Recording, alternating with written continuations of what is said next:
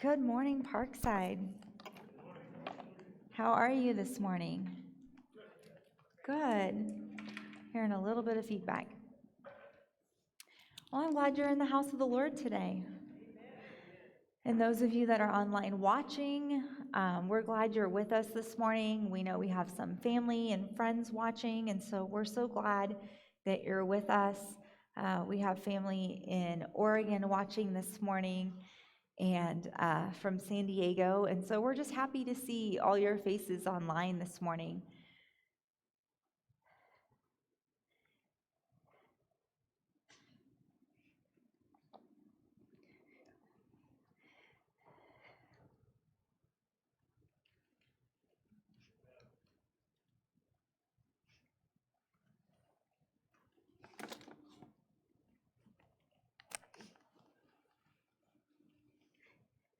Have you ever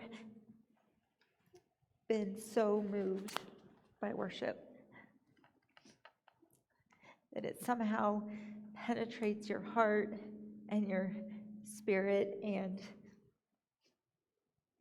makes you feel humble and loved and vulnerable?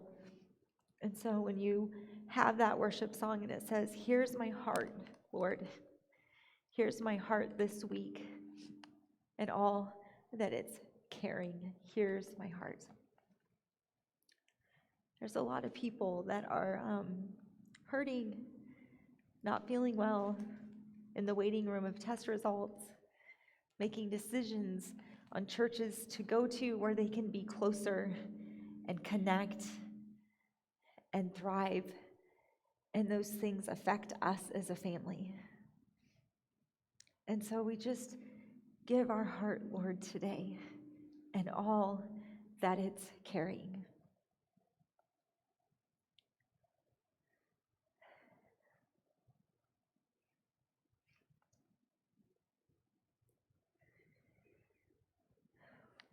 We're in humility in this kingdom building service series. And you see on your bulletin these beautiful pictures of earth and rock and layers and building.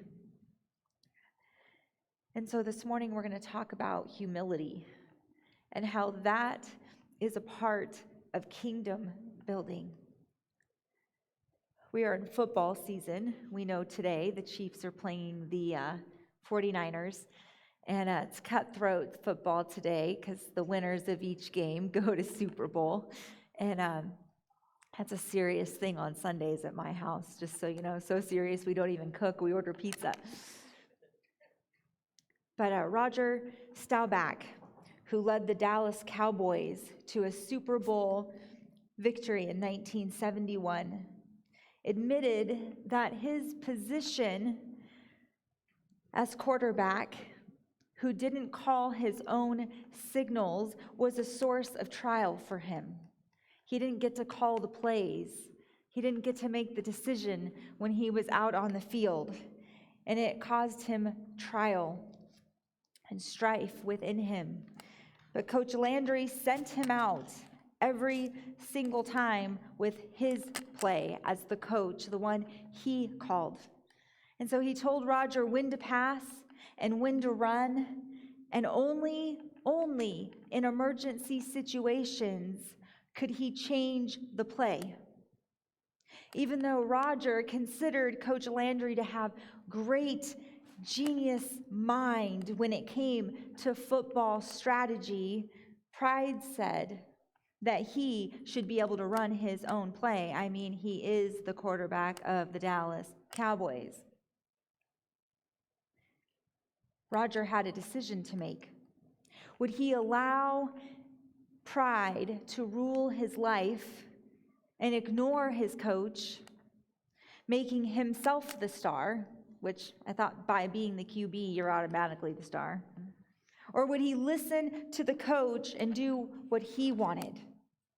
Roger later said, "I faced up to the issue of obedience. Once I learned to obey, there was harmony, fulfillment, and victory." Obedience. So today we're going to be in Matthew 23:12. For those who exalt themselves will be humbled, and those who humble themselves will be exalted. Jesus taught this message over and over again and again. Jesus is not saying he wants us to be humiliated or a doormat. That's not what he's trying to say. These are some of the things we think about when we think of being humble. Lay down and take it. Be a doormat. Follow. Jesus is talking about the test that we, you and I, go through every day. A choice that we have to make. Most of us multiply that times again and again throughout the day. Am I going to exalt myself, or am I going to humble myself? For those of us that work on teams in our organizations where we work, it can be hard to decide who's going to get the credit for my work. I want to look at 3 different ways that Jesus taught on this truth. The first thing I want us to get is that Jesus teaches how humility handles our ambition. I love that, how humility handles our ambition. I've been there so many times. Matthew 19, Jesus' disciples were having an argument. In our house, we don't say argument, we say discussion. They were having a discussion about which of them would be the greatest. I always think this is random because I don't have many discussions throughout my life like, well, so who's the greatest? So who's the best? I just don't see that. But they're having an argument about which one of them is the greatest. And they did this a lot, which I find interesting because they walked beside Jesus in real time, right there in a tangible example on this journey. And yet they found themselves in this position. And Jesus hears yet again this going on and teaches them an incredible, important lesson. Those words, an incredible, important lesson, but they're still not getting it. Matthew 18, 1-5. At the time the disciples came to Jesus and asked, "Who then is the greatest in the kingdom of heaven?" That wasn't who's the greatest in our club, who's the greatest in this village. This is the greatest in the kingdom of heaven. And he called a little child to him, and he placed the child among them. And he said, "Truly I tell you this, unless you change and become like little children, you will never enter the kingdom of heaven. Therefore, whoever takes the lowly position of this child is the greatest in the kingdom of heaven. And whoever welcomes one such child in my name welcomes me." Jesus says, whoever humbles himself is the greatest in the kingdom of heaven. Jesus didn't say to deny our ambitions or our desire to be great. It's okay to want to be great at what you do. It's great to strive in your career and get better and go higher. He said to let humility manage your ambitions if you want to be great. And here's how you do it. I love Jesus answers the question, and then he says, "And let me show you an example. Here's a little child." And I think, how many times have the disciples been in a situation with Jesus and received a teaching, and it's through a child that the example comes? Are we going to exalt ourselves like the disciples were doing? Whatever that looks like for you in your everyday life. Are we going to exalt ourselves as Parkside Church when Gold Country comes to share space because it's our house? They're behaving like little children. Who's better? No, me. Your kids. Who do you love more, Mom? Me? Am I your favorite? They're acting like children. Look at me, Jesus. Look at me. Look what I can do. Look how faithful I've been. I'm so great. I'm the greatest. Can you imagine? I demand that I get to sit right beside you. Me, you, then me. Let me get this pecking order right. No, you get out of the way. It's going to be me. I want to be number one. I'll just tell you right now, I want to be number one. I'm not competitive at all. The disciples were demanding to be first. Just be a teacher. See them go after each other to be the land leader. We can do what the disciples did here and be demanding. And we can do what Jesus directs and humble ourselves and be depending. Another word we don't like. I don't want to depend on anyone. I don't need anyone. I can do it. I've got this. Demanding or depending. That's really the test, isn't it? If we're going to demand our place and our right, or if we're willing to depend on the Lord for whatever it is we need. It's a choice. You know how much I love action words. It's a choice that I have. It's a choice that you have. It's a choice that we face every day in all kinds of things. Am I going to be first at the gas station, or am I going to let the other person go first? Am I going to cut around someone to go really fast because I love going really fast, only to get at the same red light that they do? You know you've been there. Humility is not thinking poorly of yourself. I'll admit I struggled with that, thinking that humility was being down on myself or pity party myself or say I can't do it. To stay humble, I had to say, but I can't do that. I'm not skilled enough. And, this kind of thing, it's like the body language just comes out. I had to be okay with being strong. I had to be okay saying I can do that, and I don't have to feel ashamed that I can do that.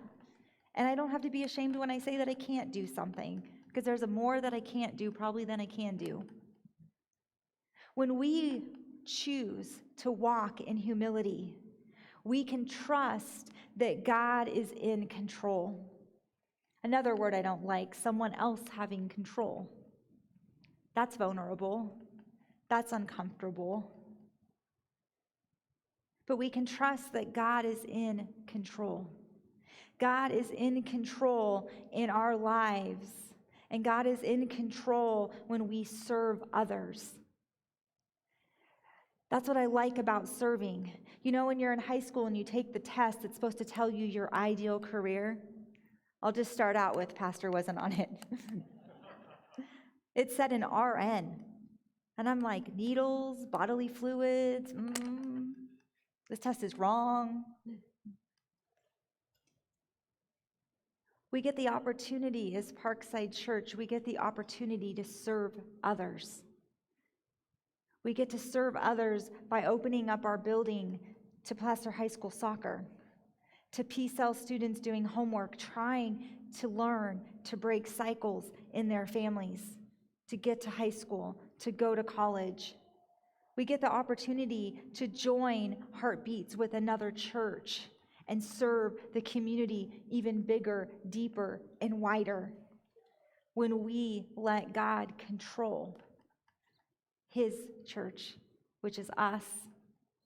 Matthew 18:4, therefore whoever humbles himself like this child is the greatest in the kingdom of heaven. Can you imagine the disciples when God says, be like this child, they're the greatest? I'm sure they loved that. Exalt yourself, be demanding. Humble yourself and be depending. I feel like that is a season where we've had to lean in to God where we're at Parkside. Changing, cleaning up, structuring, organizing, figuring out what God has for us next. How humility handles our need to be noticed. The world is selfish. I am selfish. Let me do what I want to do, and I will gladly fill my day full. We have this humongous need to be noticed in a selfie-driven world. I think if we're honest, it's a part of all our lives. We all want to be noticed. We all want the greatness test. If we exalt ourselves, then we want everyone to notice us. Do you know anyone like that has a deep need for attention? A deep need to be noticed? Jesus says the way to live is to humble yourself. When you humble yourself, you notice other people. How are we doing with that? Do we notice other people? Do we notice when someone's not here with us on Sunday morning and reach out and say, "You're missed"? Do we notice the community and want to serve them and see the lost? Do we see ministries here at Parkside and get involved and serve? It's human nature to seek out praise and recognition. That's why in the classroom you have the treasure box. You have the chart that they can put stickers and see how good they're doing. It's natural to want that recognition, to get that gold star, to go home and put it on the fridge. Whether it's getting likes on Instagram or subscribers on YouTube or those promotions at work, the pay raise, the Christmas bonus, those things feel good. They're a good measuring tool of how are we doing? Will that make us happy? Will that fill the tank full all the time, every time? We have social media, and yet depression is on the rise. We desire to get ahead in life. I want to get ahead. As your pastor, I want Parkside Church to get ahead. I desire to see great things, great ministry, to see this place full, to serve our community. I desire that. Here's my heart, Lord. I desire that. We can get ourselves in trouble when we need to outshine or view others. I'm not looking to be the best church or better than fill in the blank church. That's not my heart. I love that they serve our community and they serve their church body too. It's not a competition. We're kingdom building. Matthew 23, 5-7. Everything they do is done for people to see. They make their phylacteries wide and their tassels on their garments long. They love the place of honor at banquets and the most important seats in the synagogue. They love to be greeted with respect in the marketplace and to be called rabbi by others. Phylacteries means to watch, to keep, or to safeguard. They are a set of small black letter boxes with a leather strap that contains scrolls of parchment inscribed with verses from the Torah, and they wear them on their head or they wear them on their arm. I don't know if I have a picture. Yes. So he has one around his arm and one around his head. Phylacteries are worn by adult Jews during weekday morning prayers. So they wear this with their scriptures. I don't know if it's like osmosis, but they wear them there. And Jesus criticized those who pretended to be godlier by widening the headband, right? This is all for show, to show how knowledgeable they are, how godly they are. And they're calling attention. They want to show. It's not for themselves. If you know where you're at in your walk with Christ, you know. This is to show everyone else. Draw attention. That's not what God intended for these words would be carried out literally on the forehead and on the arms. He commanded that his words be accepted in the mind and applied in the life of his believers. He doesn't want it for show, doesn't want it to be something to show other people. He wants us to actually live it out. He wants us to actually take it to heart, that it would come out of us naturally, believers of Jesus. You exalt yourself when you need others to notice you. We've all been there. You humble yourself when you notice the needs of others. as we join in community with Gold Country, they're coming into our space. They need to feel welcomed, noticed, showed around, hospitable. Make sure they know that what's ours is theirs. We get to humble ourselves. God doesn't ask us to do great things. He asks us to do small things with great love. Mother Teresa, perfect example of that. Humility handles our relationship with God. It's kind of interesting. Jesus told a story at a dinner party, and he starts out in Luke chapter 18:10. It almost sounds like Jesus is getting ready to tell a joke. When you read this, it starts out, two men, fill in the blank. Two men went up to the temple to pray, one a Pharisee and the other a tax collector.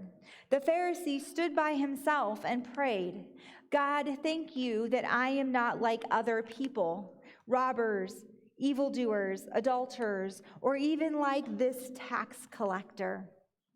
I fast twice a week and give a tenth of all I get. Interesting prayer. But the tax collector stood at a distance, and he would not even look up to heaven, but beat his chest and said, God, have mercy on me, a sinner. I tell you that this man, rather than the other, went home justified before God. For all those who exalt themselves will be humbled, and those who humble themselves will be exalted. In Jesus' day, these two guys were hated, because not only did they collect taxes, in the eyes of most Jews, the tax collectors were thieves. They did their job, but then they collected a little extra off the top. They were not liked. They were not perceived as nice and caring. And the government allowed this.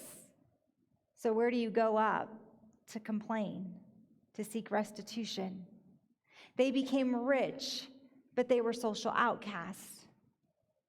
So the first prayer was the Pharisee, who stood by himself and said, God, I thank you that I'm not like other people, robbers, evildoers, adulterers. Man, he set that bar real low. Or even this tax collector, guy over there, and I fast twice a week and give a tenth. But the tax collector prayed. And he stood in a distance away. And he couldn't even look up to heaven. Could you imagine what he carries, what he's done? But he beat his chest and said, God, have mercy on me, a sinner. Have you ever called yourself a sinner? Have you ever felt that feel uncomfortable and vulnerable and like, ew, that's not me. That was me. Jesus looks out over the crowd and says, which of those guys prayed a prayer that was heard by God? Verse 14, I tell you, this man, rather than the other, went home justified before God. For all those who exalt themselves will be humbled, and those who humble themselves will be exalted. Again, another example of humbling, being before the Lord. Jesus is saying, put yourself above others if you exalt yourself. It's easy to do that. It's easy for us to put ourselves before others. So easy. But if you humble yourself, you'll be honored. That seems so backwards. Humility is not putting yourself down. That's not what I want. I don't need us all walking around depressed and have no ambition. That's not what I want. It's praising God for all that he's done. Praising God for what he's done in my life. Still sometimes cannot believe that. Praising God for all he's done at this church. I've been here almost 12 years. A journey, long journey. And God's done great things here. So imagine with me for a minute, make believe, the incredible freedom with humility. When you can just be you. broken, hot mess, strong, able, driven, lazy. Just bring to the table you.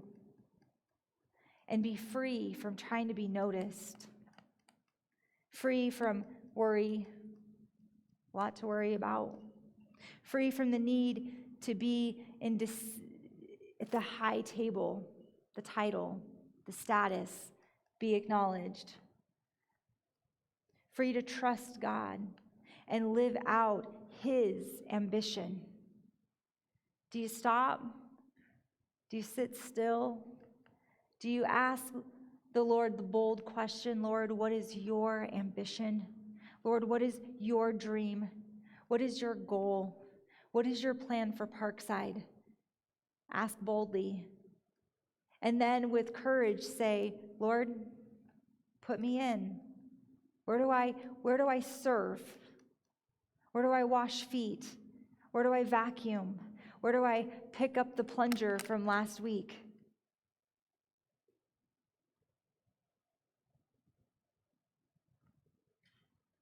The worship songs really spoke to my heart this morning.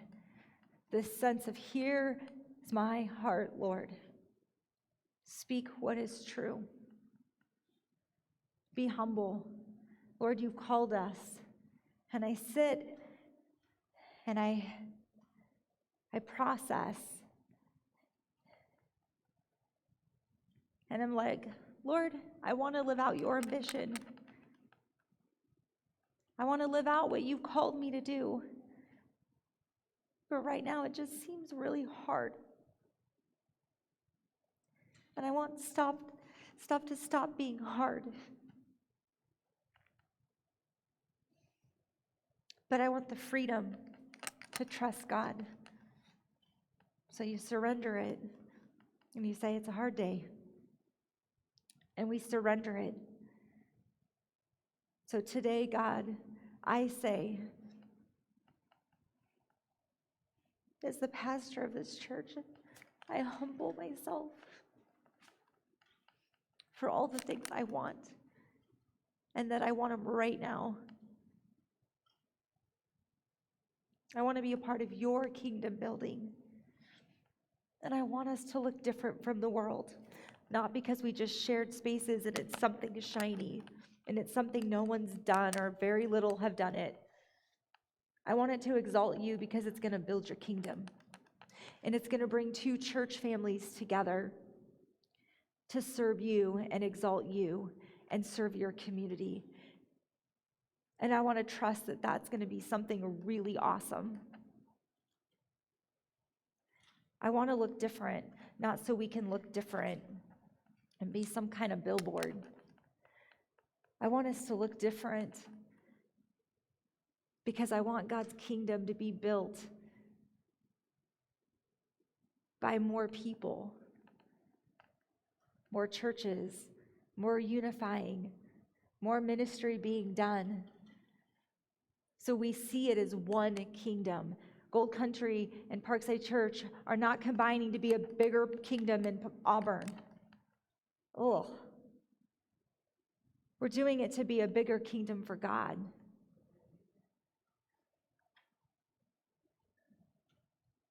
If you've ever lived with someone or had someone live with you or moved into a dorm and you have to share your stuff and your space and you have to get on the laundry schedule and the cooking schedule and put your name on your milk, and it's going to have moments. But if we humble ourselves and depend on God for all the things, He will be faithful. So as we close today,